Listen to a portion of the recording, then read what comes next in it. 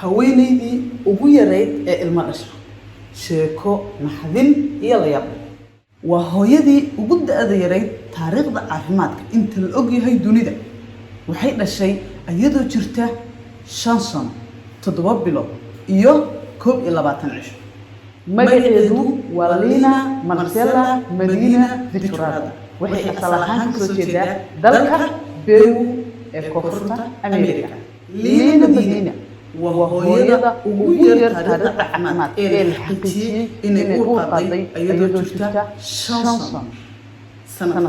كون سجال بقول صدق يسجال لينا مدينة وحيدا لهي لبعض تدبدي بيش سجال كون سجال بقول صدق يسجل وحي كودا لتي تكرابو بيرو iyadoo 5 sano jira waxa isbitaalka keenay waalidkeeda oo ka cabanaya koritaanka xad dhaafka ah ee caloosha gabadhooda ayuu ka cabsanaya inay buro uga soo baxday gabadhooda yar caloosha balse dhaqaatiirta ayaa waxay u sheegeen in gabadhooda aysan buro ku oolin balse ay leedahay uur 7 bilood ilmo yar oo 5 sano jira kadib dhakhtarka la geeyay waalidkii loo sheegay in ilmuhoodu uur leeyahay سؤال اسمه تبغى واحد المهير شنط سنجر يا أور ما يمكن سيد أور كويرت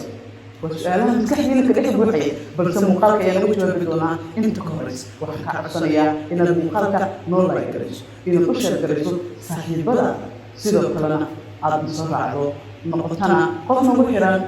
بيرتيجا عزي دكتورس يقولي بس دو كلام YouTube channel كيجا دكتور سميرة عبد الله بطل. Welcome again.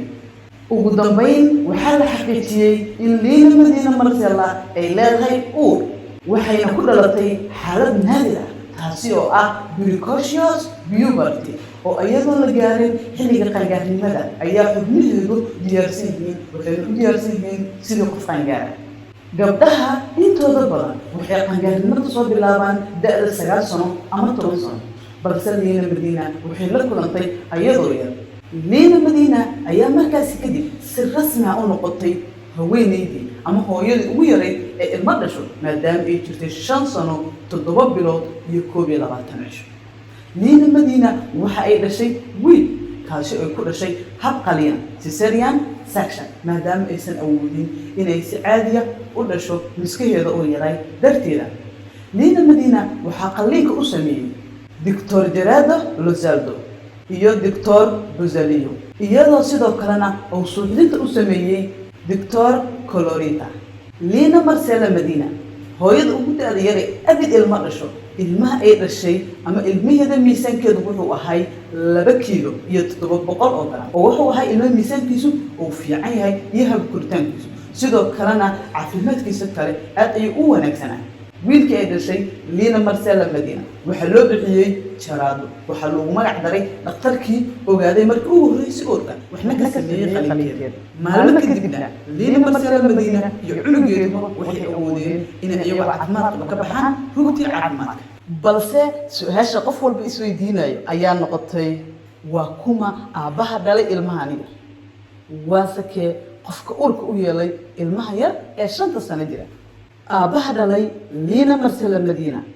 ayaa la xiray kadib markii looga shakiyay inuu kuusaday uurna u yeelay gabadhiisa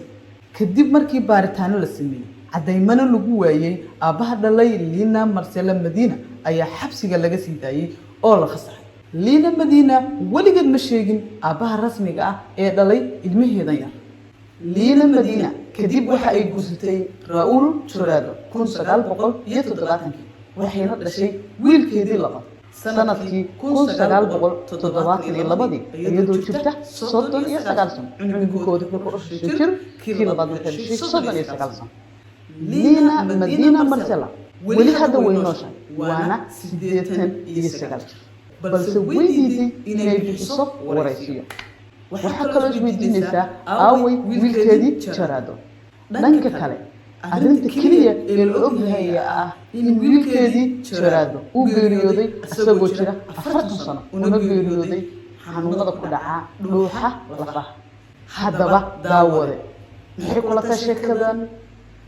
dhabahan sheekadan haddaad u baahan tahay ama qisada soo baari kartaa